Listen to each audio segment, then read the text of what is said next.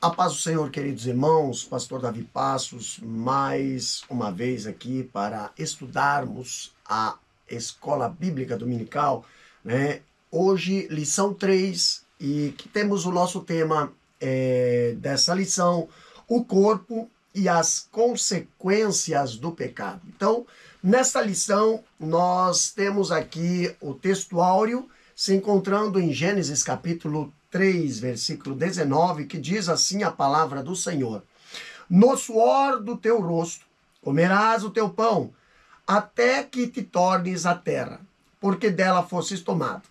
Porquanto és pó, e em pó te tornarás. Então, a verdade prática desta lição nos traz o seguinte texto, dizendo: o pecado do primeiro Adão afetou o homem no corpo, na alma e no espírito, mas a redenção em Cristo, o último Adão, tem o poder de restaurá-lo plenamente.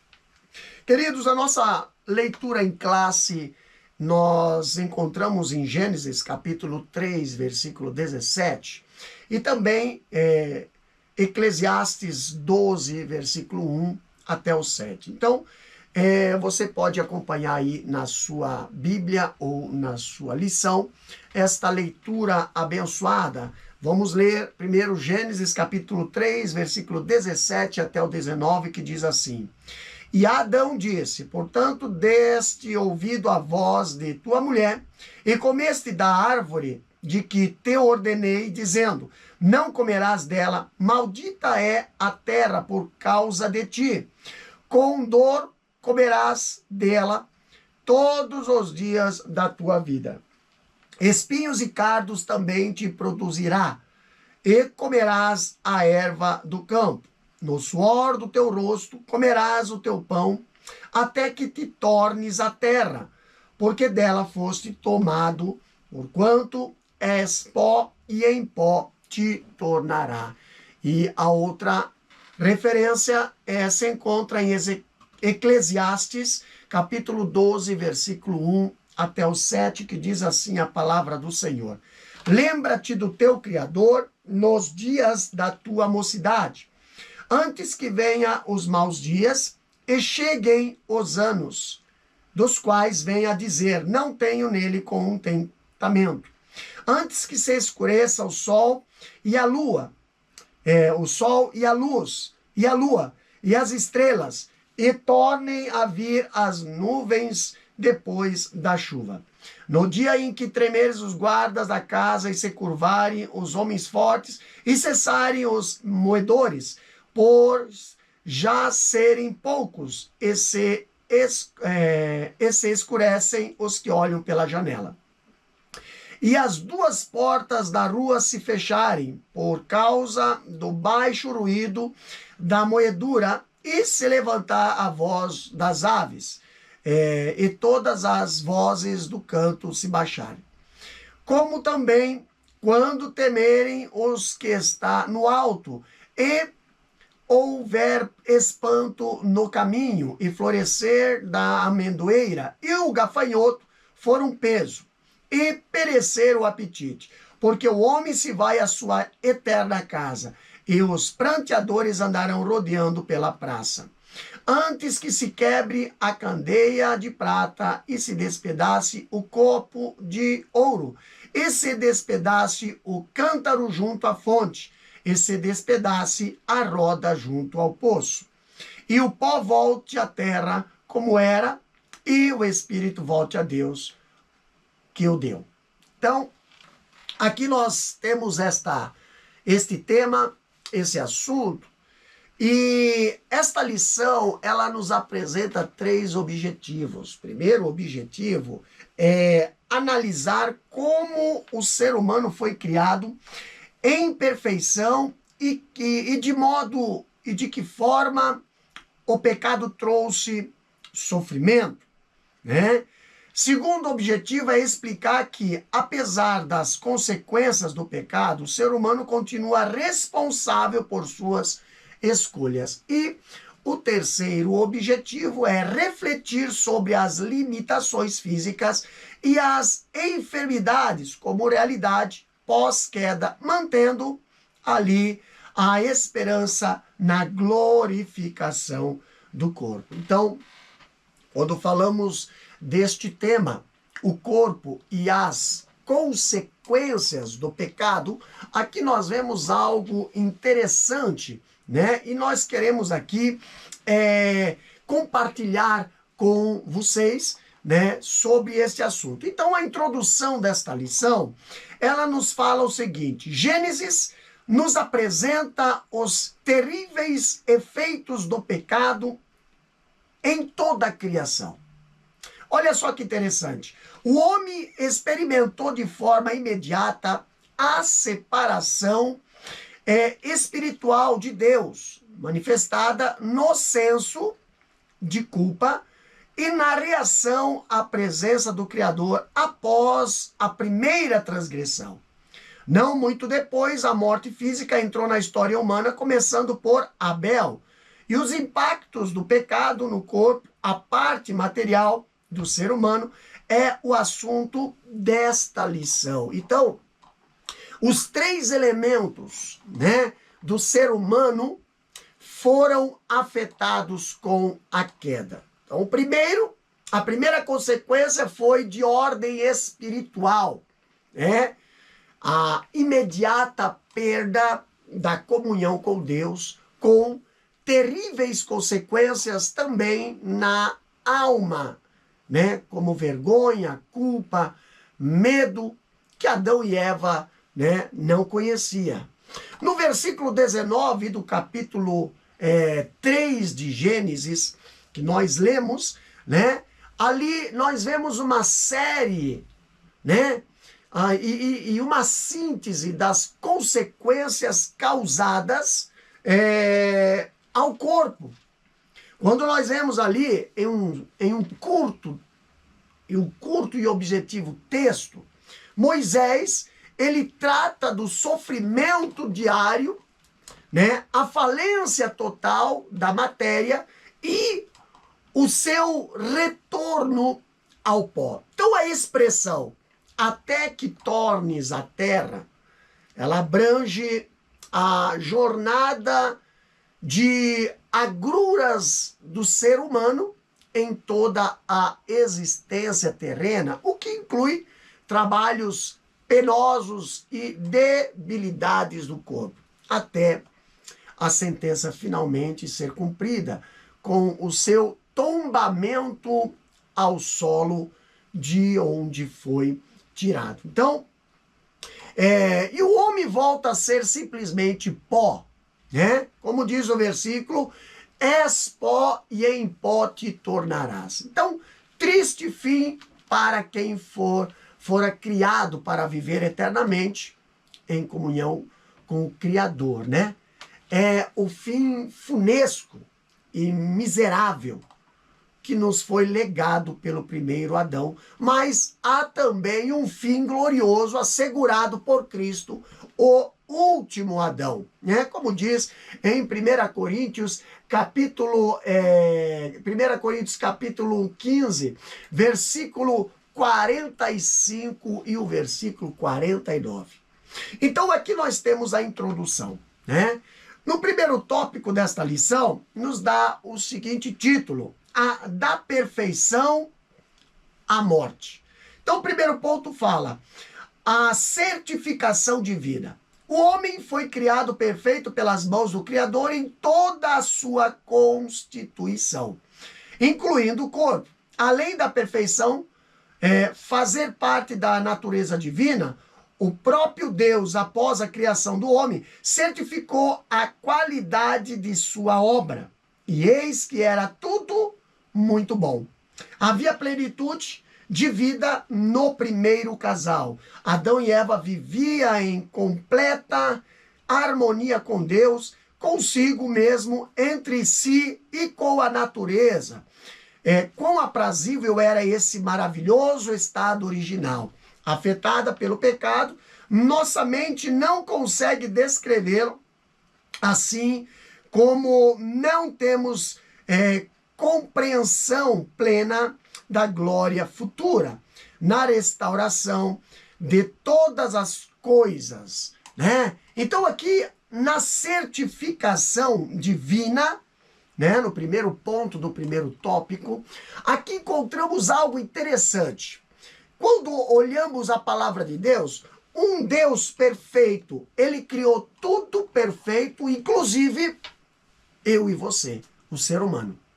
Agora, o próprio Deus, ele certifica a sua obra. Primeiro, depois de haver ali criado o universo e todos os animais, Gênesis 1 e 25, e segundo, criado o homem, que é a coroa da criação, lá no versículo 31, trata-se, portanto, de uma certificação de toda a criação. Então, a distinção entre as expressões e era bom e era muito bom não significa a existência de defeito ou qualidade inferior na ordem antes criada, mas constatação de que faltava um ser para dirigir tudo o que fora dantes criado, né?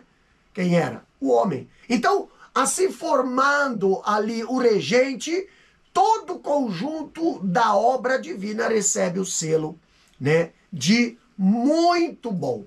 Então, o perfeito funcionamento do universo ali incluía um espaço habitado pelo homem, adornado de seres animais e inanimados, todos à disposição do único ser racional, do único ser inteligente e autoconsciente, né, que era o ser humano. Então, Adão e Eva receberam um lugar especial para viver, um jardim no Éden especialmente plantado por Deus para abrigar a sua principal criatura.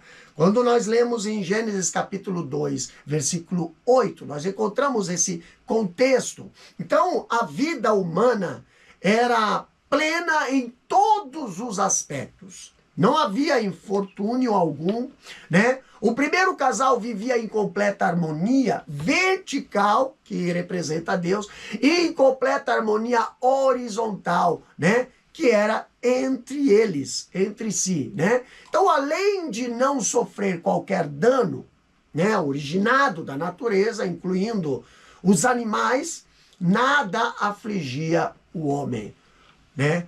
Por mais que tentemos imaginar quão aprazível era a vida de Adão e Eva antes da queda, ficaremos aquém da realidade que vivemos, né? E também aquém da realidade que eles viveram. Afetada pelo pecado, nossa mente não concebe um ambiente sem o conhecimento do mal. Então, da mesma forma como não conseguimos, né, ali imaginar a plenitude da glória futura, né? Como fala em Romanos capítulo 8 e 18, 1 Coríntios capítulo 2, versículo 9 e capítulo 13, versículo 12 e 1 João capítulo 3, versículo 3, como está aqui na lição. Agora, no segundo ponto do primeiro tópico, ali temos o título O Pecado e Dor. Então, pecado e dor. Vamos ler na lição? O que que diz? Ali a lição fala o seguinte: a indizível sensação de bem-estar que o homem desfrutava era proveniente da vida que recebera de Deus e fluía em todo o seu ser. O pecado trouxe a incômoda experiência da dor, provocada por fatores espirituais, emocionais e físicos. Um complexo de alterações que vão da perda da comunhão com Deus e da restrição à árvore da vida. A vivência em um ambiente agora adverso, amaldiçoado por causa da transgressão de Adão. Em meio a tudo isso, o corpo passou a padecer e se degenerar até cumprir a sentença final, o retorno ao pó. Por mais que se cuide dessa matéria, depois da queda, o caminho natural da vida é o envelhecimento e a morte. Então, de uma experiência literalmente paradisíaca, Adão e Eva passaram ali a viver os flagelos da dor no espírito, né? Na alma e no corpo. Então houve um complexo de alterações na ordem criada e na experiência humana, sendo o mais grave deles a perda da comunhão com Deus, que é a morte espiritual. Então, Bentor, ele fala, né? Trabalham o conceito de separação global, né? Lembrando que a queda levou o homem à separação não apenas de Deus, mas também de si mesmo, o que originou, né, os problemas psicológicos, né, como fala em Gênesis capítulo 3, versículo 10, né, dos outros homens, que origem de problemas sociológicos ou de relacionamentos, né, como nós encontramos no capítulo 4, versículo 8, capítulo 4, versículo 23 e Romanos capítulo 1, versículo 29 e 31, né? Então, e também problemas da natureza, né, que são os problemas ecológicos, como fala ali Gênesis 3 e 17 e Romanos capítulo 8, 20 a 22. Então, o escritor Walton e Matthew e também Chavalas, eles destacam o fato de que, segundo o pensamento mesopotâmico, as pessoas teriam sido criadas para serem escravas. Segundo o pensamento mesopotâmico, tá? Para fazerem o trabalho que os deuses estavam cansados de fazer. Grande parte dele relacionado à agricultura. Então, os autores citam o texto babilônico Enuma, né, ou Elis, né, segundo o qual o único propósito da criação dos homens era aliviar os deuses da sua fadiga, tá? O Gênesis contrapunha esse e muitos outros entendimentos equivocados de povos antigos, né? Lendas, mitos, né? No caso específico, demonstrava a sublimidade da criação do homem e o seu propósito, que era governar, e que o trabalho penoso foi uma das consequências da queda, tá? Então, nosso foco aqui é tratar das dores manifestadas no corpo, decorrente de fatores imateriais e materiais. Então, o ambiente ali tornou-se adverso, amaldiçoado por causa da transgressão de Adão. Quando nós lemos em Gênesis capítulo 3, versículo 17, também versículo 18, versículo 22 até o 24, né? A beleza orgânica e a sua funcionalidade, elas foram alteradas, né? Alteradas. Então, a terra passou a produzir espinhos, como diz a Bíblia, e ervas daninhas, em Gênesis capítulo 3 e 18. Então, a indivisível sensação de bem-estar que o homem desfrutava, né, oriunda de Deus, e que fluía em todo o seu ser, segundo Gênesis 2 e 7 e o versículo 25, e Jó 33 e 4, ela foi substituída por inaquação, né, vergonha, culpa, medo, angústia e tristeza. Então, todo esse complexo de problemas seria somado para promover padecimento e degeneração do corpo, né? Culminando com a morte física, como fala em Gênesis 3 e 19. Então, um terrível inimigo de todos os homens, né? Nem mesmo todo cuidado com o corpo é capaz de evitá-lo. Então, mesmo os maiores tesouros foram capazes de impedir que a morte pudesse ali pusesse um fim à existência dos homens mais ricos e poderosos de todos os tempos. Desde os grandes impérios egípcios, babilônicos, Persa, Grécia ou Roma, né? Agora, em tempos de ciência tão avançada, por mais que se cuide do corpo, há um limite para essa vida terrena. Então, em um passo recente, entre 2020 e 2023, todas as nações da Terra experimentaram uma terrível pandemia, a famosa Covid-19, que ceifou mais de 15 milhões de vidas em todo o mundo, sem discriminar posição política, ou condição social, ou condição econômica. E depois da queda, o caminho natural de todo ser humano é envelhecimento e morte. Como fala, né, que nós lemos na leitura oficial em Eclesiastes capítulo 12, versículo 1 até o 7.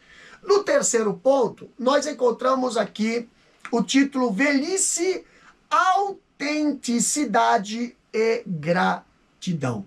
Então, a lição nos fala o seguinte: dentro do grave quadro de adoecimento mental que marca a sociedade hoje, um novo transtorno tem sido diagnosticado: a gerontofobia, um terrível e mórbido medo de envelhecer que causa ansiedade e produz comportamentos incompatíveis com a idade. A Bíblia fala da velhice de uma forma natural, clara e direta, ressaltando seu valor de honra. Enquanto isso, assiste-se a uma cultura de negação dessa fase da vida, a começar pela rejeição da palavra velho, né? Cuidar de si é muito importante, mas é preciso ser sábio e viver todas as fases da vida de maneira autêntica, em profunda gratidão e temor a Deus. Então, precisamos reconhecer as características e a importância de cada etapa de nossa existência, tá? Então, meus queridos, o fato de a morte ser o destino de todos os homens nessa existência, ressalva os salvos em Cristo vivos no dia do arrebatamento, né? Não significa que devemos viver descuidados em relação ao nosso corpo.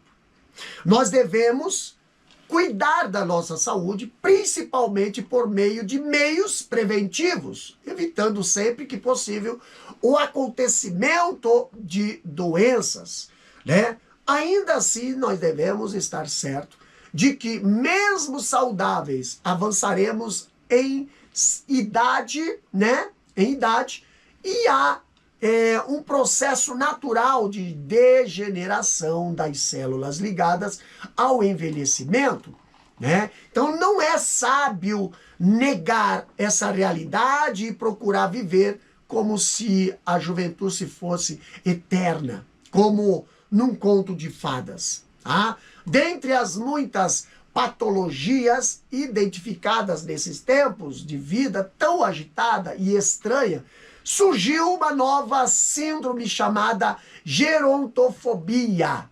Gerontofobia, tá?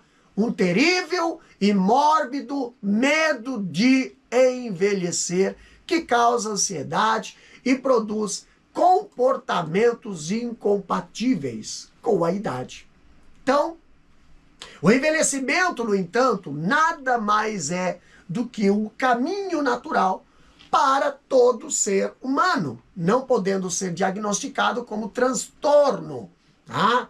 Lembremos-nos de que não podemos ser diagnosticado, né? Não podemos ali sermos diagnosticados como transtorno, mas a Bíblia fala da velhice de maneira natural, clara e direta, ressaltando, né, a importância e honra, né, a sua importância e honra, como fala em Levítico 19:32 e Jó 12:12.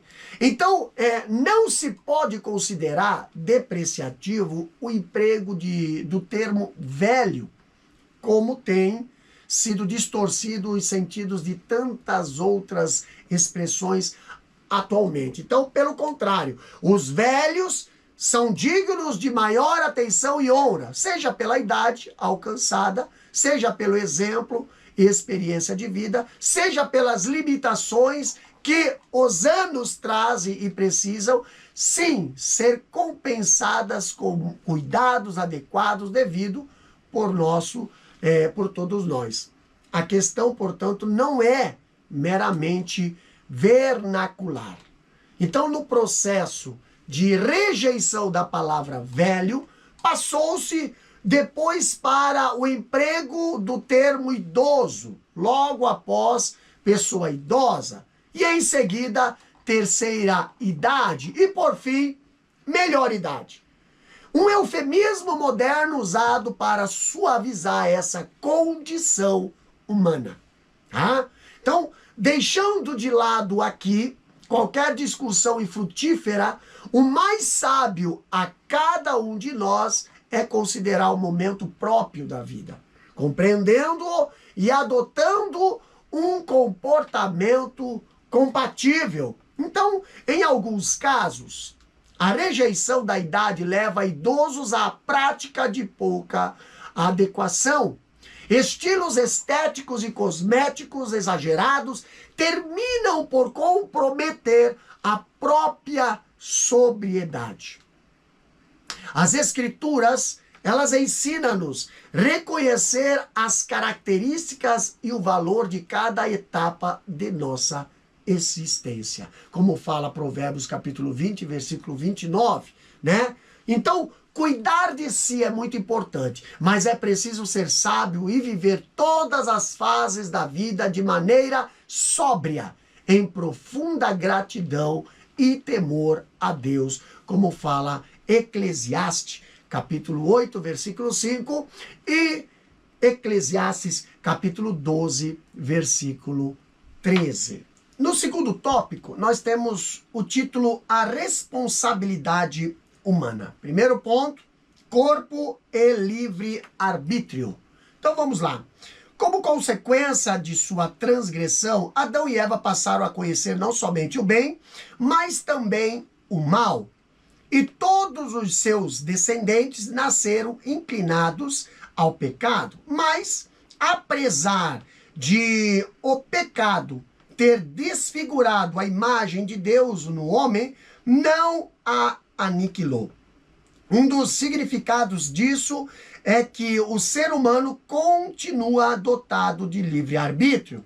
Somos responsáveis pelo uso de nosso corpo para o bem ou para o mal. Como disse Deus a Caim, se bem fizeres, não haverá aceitação para ti, e se não fizeres bem, o pecado jaz à porta, e para ti será o seu desejo, e sobre ele dominarás. Então, a mordomia do corpo faz parte da responsabilidade pessoal de cada ser humano. A despeito das paixões da natureza pecaminosa herdada de Adão, conforme enfatiza a declaração de fé das Assembleias de Deus no Brasil, o pecado original desfigurou a imagem de Deus no homem, mas não a aniquilou, como fala Gênesis capítulo 9, versículo 6, Tiago capítulo 3, versículo 9.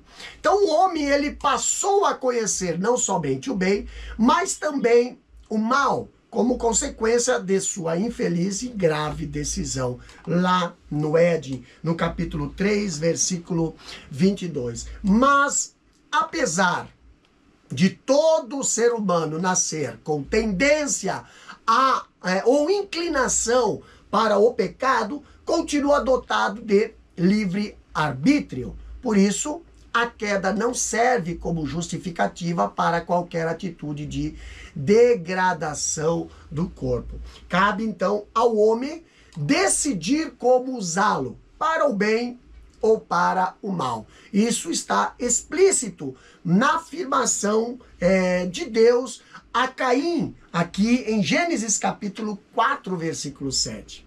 Então esse entendimento bíblico é fundamental para que não cedamos ao perverso pensamento de que o homem está liberado para seguir os desejos do seu coração, possuindo o corpo para os seus mais distintos e exóticos prazeres, e não para a glória do Criador, conforme o propósito por ele estabelecido, a começar pelo casamento heterossexual e a procriação, como diz Gênesis capítulo 1, versículo 27 e 28. Então a base do comportamento humano de negação dessa realidade bíblica é o entendimento, né, de que o que deve prevalecer não é o sexo biológico, mas os sentimentos de cada pessoa. Então, a partir disso, há um universo cada vez mais amplo e complexo de teorias e classificações de gênero, abarcando, né, inúmeras categorias de pessoas. Então, tem gênero queer, né, que são pessoas que não se consideram nem masculina e nem femininas, né? Tem o bigênero, o pangênero, o gênero fluido e muitas outras, incluindo ali no termo principal transgênero, né? Que passou a ser usado como um guarda-chuva para essa variedade de categoria de gênero, tá? Agora, essa questão de gênero domina cada vez mais o debate público, insere-se nas estruturas governamentais e não governamentais, enquanto intensificam-se as pesquisas científicas em busca de uma suposta causa genética para essa disfunção corporal, né? Então, mas como acentua Pearcey, né? Ele fala, apesar das pesquisas intensivas, os cientistas não conseguiram evidências claras de uma causa genética. Muitas pessoas acreditam estar presas no corpo errado, né? O apóstolo Paulo, ele classificou como concupiscências do coração, imundícia, paixões infames e torpeza, e essas alterações do uso natural do corpo, lá de Romanos capítulo 1, versículo 24 a 27. Então, olha só que interessante, esse sentimento de incompatibilidade entre sexo físico e gênero psicológico é chamado de disforia de gênero. A maioria das pessoas supõe que ela deve ter alguma base bioquímica, né? Talvez uma causa hormonal. Até o dia de hoje, entretanto, não se descobriu nenhuma evidência científica clara. E mais importante, os próprios defensores dos transgêneros argumentam o oposto. Eles negam que a identidade de gênero esteja enraizada na biologia. Então, o seu argumento é que o gênero, né, é completamente independente do corpo, segundo Pearcey, né? Mesmo assim, a disforia de gênero consta transtorno de desenvolvimento sexual no DSM-5, né? Ali diz, na página 451. Então, segundo o manual, pode ser identificado desde o início da infância, né? Mas nós vemos aqui, as escrituras advertem-nos de que devemos possuir nosso corpo em santificação e honra, o que inclui a observância da pureza, inclusive no leito conjugal, como fala em 1 Tessalonicenses capítulo 4, versículo 4, né? e 4 até o 6, e Hebreus capítulo 13, versículo 4. Então, quanto aos que vivem presos às paixões carnais, nosso sentimento deve ser de compaixão. Jamais de gracejo ou ultrajes. Pelo contrário, devemos rogar ao Senhor, com sinceridade de alma, que opere neles uma profunda libertação, pois nada é impossível para Deus. Então, temos também o segundo ponto, a potencialização do sofrimento. Olha só, além das consequências naturais decorrentes do pecado original, o corpo também sofre impacto das transgressões que o ser humano pratica ao longo da vida, inclusive contra si mesmo. Essa potencialização do sofrimento decorre das obras da carne, né? Natureza pecaminosa. É a manifestação do espírito de inimizade contra Deus que Satanás, a antiga serpente, instilou no coração humano ainda no Éden. Esse quadro de corrupção foi observado logo nas primeiras gerações e somente se agrava, né? Somente se agrava. Então, as drogas são um instrumento de profunda degradação do corpo. As práticas sexuais ilícitas também crescem. Crianças e adolescentes são os mais vulneráveis e dependem cada vez mais de um vigilante, né? Amoroso e firme, cuidado dos pais, no temor do Senhor. Qualquer negligência pode resultar em gravíssima consequência, tá? Então, aqui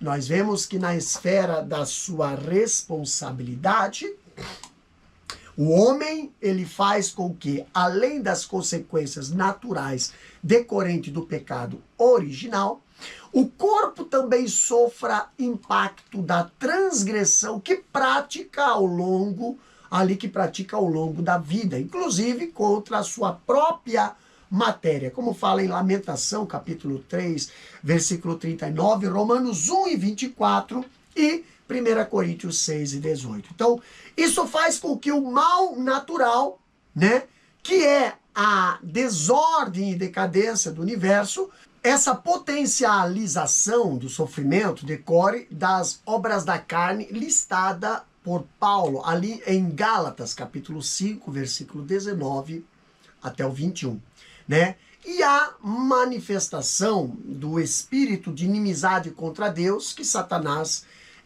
a antiga serpente, instilou no coração humano ainda lá no Éden, em Gênesis capítulo 3, versículo 1 a 6, Tiago 4, 1 a 4 e Apocalipse 12 e 9. Também esse quadro de corrupção foi observado logo nas primeiras gerações e somente se agrava ao longo dos tempos.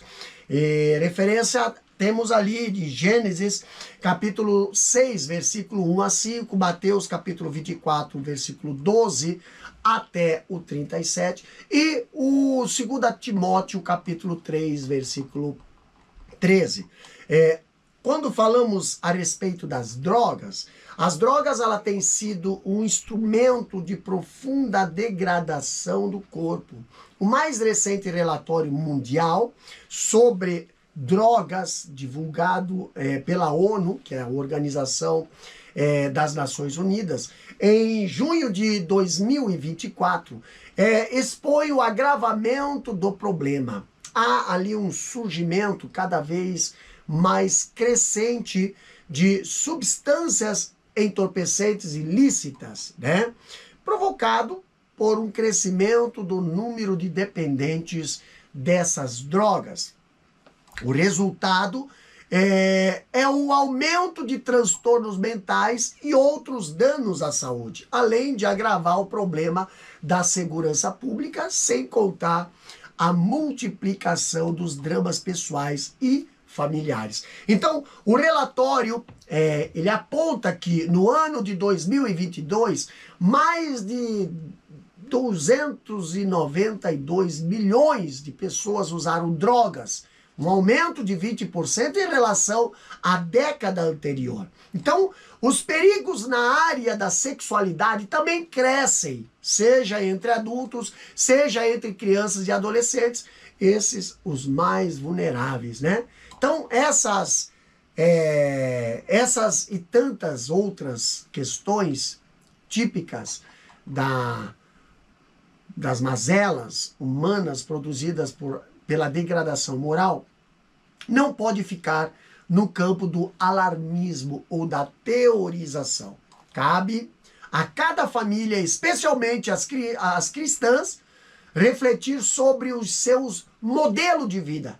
Então, a devoção dos pais em amor responsável é fundamental para a boa criação dos filhos.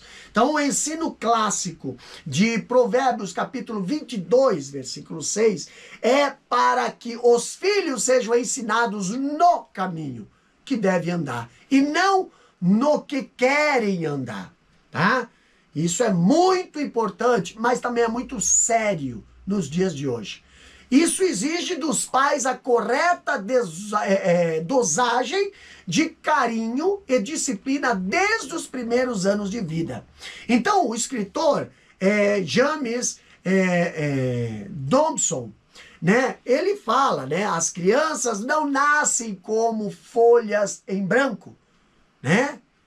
Como ensinaram Sigmund Freud, né?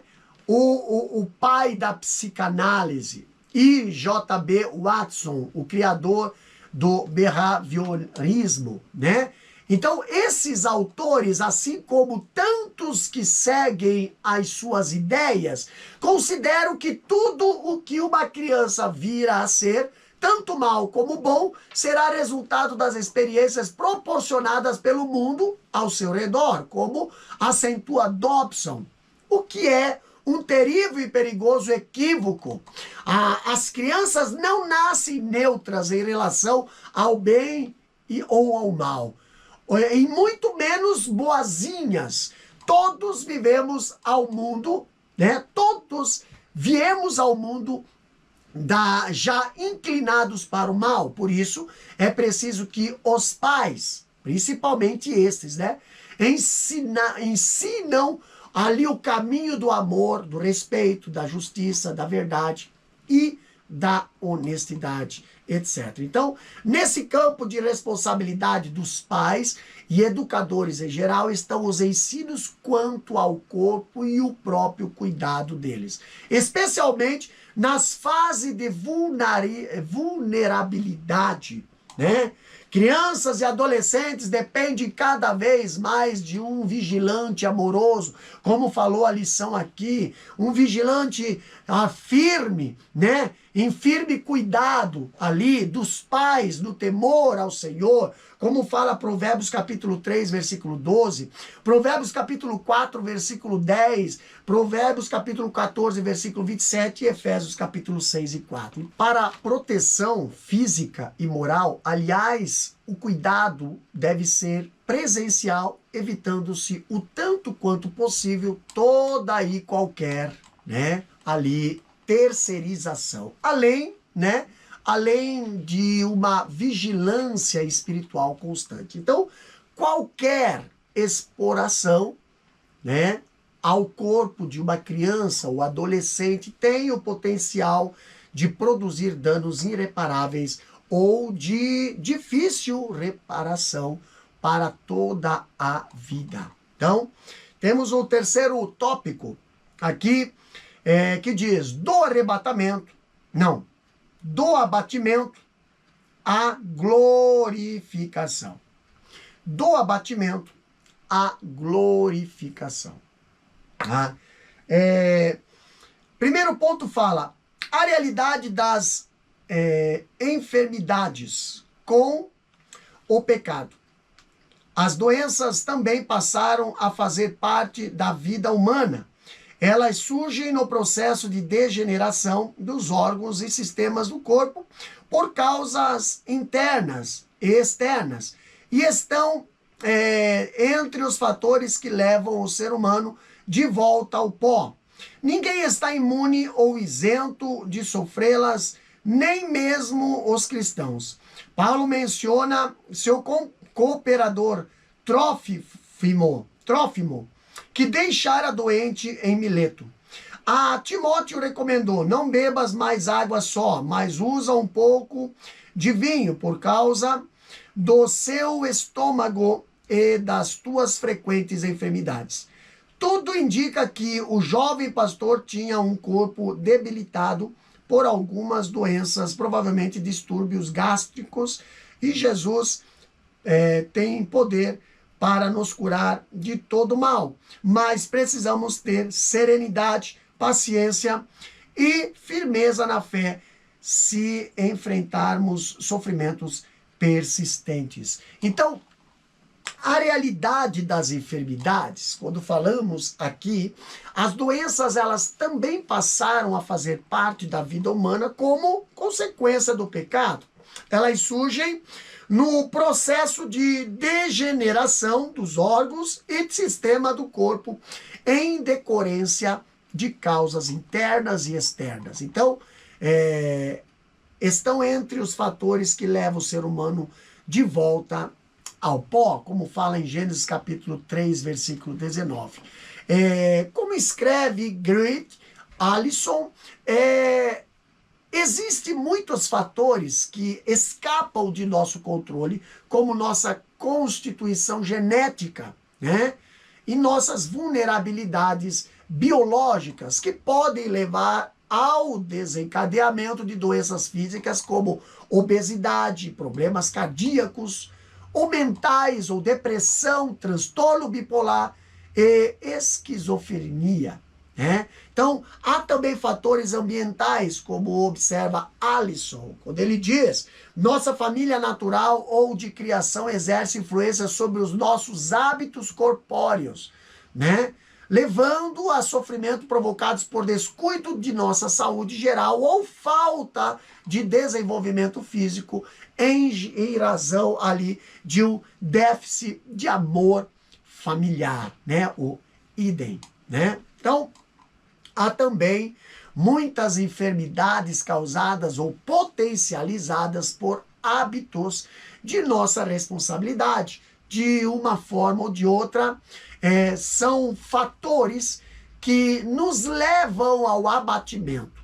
Ninguém está imune ou isento de sofrê-los, inclusive os cristãos. Então, escrevendo a Timóteo, Paulo menciona o seu cooperador Trófimo, né, que deixara doente em Mileto, como nós lemos aqui, né, em 2 Timóteo capítulo 4, versículo 20, e também ao próprio Timóteo, né? O apóstolo já havia recomendado em 1 Timóteo capítulo 5, versículo 23, ele fala: não bebas mais água só, mas usa um pouco de vinho por causa do teu estômago e das tuas frequentes enfermidades. Então, tudo indica que o jovem obreiro tinha um corpo debilitado por algumas doenças, provavelmente distúrbios gástricos, né?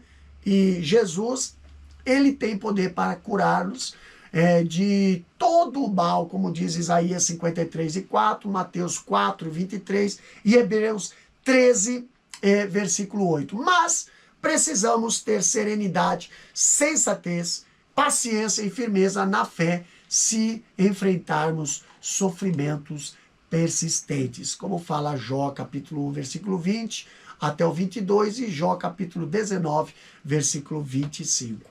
No segundo ponto do terceiro tópico, aqui nós vemos o tema enfado e canseira. Olha só, mesmo que o corpo não seja abatido por doença, o próprio processo de envelhecimento traz canseira e enfado. Limitações e fraquezas surgem ao longo da vida, alterando toda a estrutura humana. Ter consciência disso é importante para nosso autoconhecimento, como já vimos, mas é essencial também para uma convivência cristã sem orgulho ou acepção de pessoas. Ricos e pobres são como a erva que seca e a flor que murcha e cai. Promover a comunhão entre todos é missão fundamental da igreja. Então, um dos textos bíblicos mais realistas sobre a velhice e também dramático, apesar de poético, é Eclesiastes capítulo 12, versículo 1 ao 7, que nós lemos na leitura oficial. Nele ali, Salomão procura ensinar-nos a melhor maneira de empreender a viagem dos fantásticos dias da mocidade ao crepúsculo da vida, culminando com o retorno ao pó. Então esse processo, aliás, é implacável mesmo para os que alcançam a extraordinária bênção de não ter o corpo abatido pelas doenças. O próprio processo de envelhecimento produz canseira e produz enfado, como fala Salmo 90, versículo 10. Então, limitações e fraquezas aparecem ao longo do tempo, alterando toda a estrutura humana. Por mais que não se queira pensar nesse tempo, é uma realidade que pode ser assistida sempre próxima de nós, em pessoas da família, irmãos ou amigos que já alcançaram idades avançadas. Então, ter consciência da velhice como uma realidade iminente e não a sofismar é importante para nosso autoconhecimento, como já vimos, mas é fundamental também para como convivência sem orgulho e acepção de pessoas, como fala em Gálatas capítulo 6, versículo 10 e Tiago 2 e 1. Então, aqui nós vemos ricos e pobres são como a erva que seca e a flor que murcha e cai. Tiago capítulo 1, versículo 9 até o 11, 1 Pedro capítulo 1 e 24. Nós lemos aqui na lição. Então, as rugas, elas chegam para todos. As debilidades da estrutura óssea muscular também chegam para todos. Todos dependemos uns dos outros e somos profundamente carentes de Deus. João capítulo 13, versículo 34, João capítulo 17, versículo 20 ao 23 e Gálatas capítulo 6, versículo 2, versículo 9 e o versículo 10. Então, por isso, é importante que na modomia do corpo investamos mais em comunhão. Primeiro na família, mas também na igreja, como nos legaram os crentes primitivos, né? Atos capítulo 2, versículo 42 até o 46. Aqui no terceiro ponto do terceiro tópico fala sobre o corpo glorificado. A esperança do salvo por Cristo, que vive em santificação, é de uma redenção completa, inclusive do corpo. É o aspecto futuro da salvação, a glorificação. Nosso corpo abatido será transformado para ser conforme o corpo glorioso de Cristo, segundo o seu eficaz poder. O verbo transformar, nesse texto, é metashematizo, né? Metaschematizo, no grego, né? E significa mudar a forma. Será a mudança do corpo terreno carnal e mortal para celestial, espiritual e imortal, semelhante ao de Cristo Jesus, o homem perfeito. Então, apesar de todas as debilidades do corpo humano, pode ser alcançado pelos efeitos da redenção em Cristo, como fala Romanos capítulo 8, versículo 23, tá? Então, todo salvo que foi regenerado e vive em santificação, aguarda a glorificação. Como disse Paulo, nosso corpo abatido será transformado para ser conforme o corpo glorioso de Cristo, segundo o seu eficaz poder. Como fala Filipenses capítulo 3, versículo 20 e 21. Então, aqui o verbo transformar, nesse texto, como nós limos aqui na lição, é metaschematizo, né? No grego, que significa mudar a forma.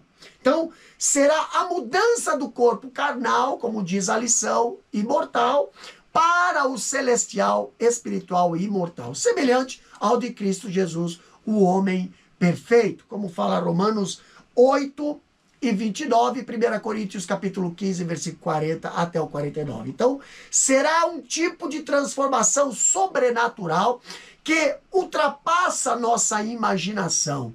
O próprio apóstolo Paulo, ele conceitou, né, com um mistério, né? Será ali a vitória final do crente, proporcionada por Cristo sobre todo o mal causado ao corpo pelo pecado, incluindo a morte, que não mais terá domínio sobre os salvos glorificados, tá? Então, o comentário ali do Novo Testamento, da aplicação pessoal, ali ele fala, né? O maior inimigo de todo o corpo humano é a morte. Para aqueles que não têm esperança em Cristo, a morte representa o fim de tudo, né? Mas para os crentes, a morte não representa o fim de tudo, mas simplesmente uma passagem para a vida eterna. Então, a maioria dos cristãos irá experimentar a morte. Aqueles que ainda estiverem vivos no momento da volta de Cristo não irão enfrentar a morte, mas reconhecerão muitos que morreram. Mas quando o nosso corpo perecível, que é imortal, que é mortal, se revestir da imortalidade, olha só, quando o nosso corpo perecível, que é mortal, se revestir da imortalidade, a vitória final sobre a morte terá sido alcançada. Então, na sua condição natural, carne e sangue, o ser humano não herda os céus, mas o corpo também não será descartado, será redimido, como diz Romanos 8 e 23. Então, de alguma maneira gloriosa, Deus transformará o nosso corpo abatido em um corpo glorificado, como fala 1 Coríntios capítulo 15, versículo 50 a 54. Conclusão: apesar de todo o abatimento e sofrimento que experimentamos em nosso corpo como consequência do pecado e de nossas próprias transgressões em Cristo, temos a certeza de uma redenção completa, conquistada por sua obra perfeita na cruz do Calvário. Ele nos dará um novo corpo eternamente transformado e saudável. Então, Deus criou o homem em estado de perfeição, mas o pecado trouxe muitas consequências para a realidade humana, em todos os aspectos, incluindo o corpo. Algumas dessas consequências são naturais, por causa do efeito direto da queda. Já outras decorrem das práticas pecaminosas pessoais ou hábitos não saudáveis, individuais ou coletivos, que contribuem para a fragilização da matéria. Mas apesar de todo o abatimento e sofrimento a que somos sujeitos em nosso corpo, temos em Cristo a certeza de uma redenção completa. Então, conquistada pela sua obra perfeita na cruz do Calvário, né? E ele certamente nos dará um novo corpo. Amém? Então aqui terminamos a nossa terceira lição do quarto trimestre. Vamos para a nossa revisão de conteúdo, nosso questionário. Primeira questão diz o seguinte: como era a vida de Adão e Eva antes da queda? Resposta: havia plenitude de vida no primeiro casal. Adão e Eva viviam em completa harmonia com Deus, consigo mesmo, entre si e com a natureza. Segunda questão: qual o nome dado ao transtorno mental ligado ao envelhecimento? O que ele significa? Resposta: a gerontofobia, um terrível e mórbido medo de envelhecer que causa ansiedade e produz comportamentos incompatíveis com a idade. Terceira questão: qual a relação entre o livre-arbítrio e responsabilidade humana em relação ao corpo? Resposta: somos responsáveis pelo uso de nosso corpo, para o bem ou para o mal. Quarta questão: É possível ao cristão enfrentar sofrimentos persistentes, inclusive doenças? Qual deve ser o seu comportamento? Resposta: sim, precisamos ter serenidade, paciência e firmeza na fé se enfrentarmos sofrimentos persistentes. Jó capítulo 1, versículo 20 e Jó capítulo 22, versículo 19 a 25.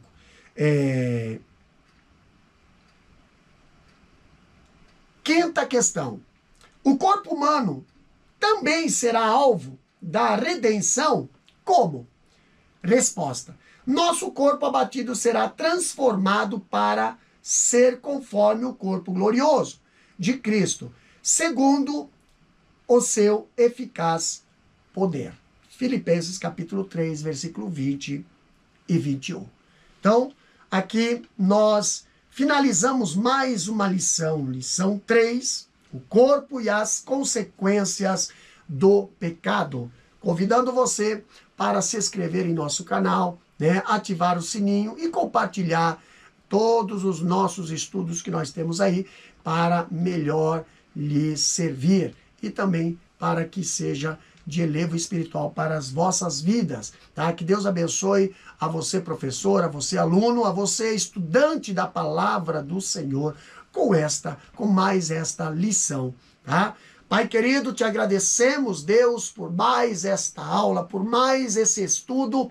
Deus, venha nos dar sabedoria a cada dia, Senhor, para que nós possamos cuidar, Senhor, de nosso corpo, para que nós possamos cuidar do templo, Senhor, do teu Espírito, Pai. Sim, meu Deus, abençoa cada professor, a cada aluno, a cada um que estará ouvindo e vendo este estudo bíblico, Pai. Abençoa, Senhor, as classes de escola dominical. Deus querido, é o que nós te pedimos e te agradecemos no nome de Jesus. Amém e amém. Que Deus vos abençoe.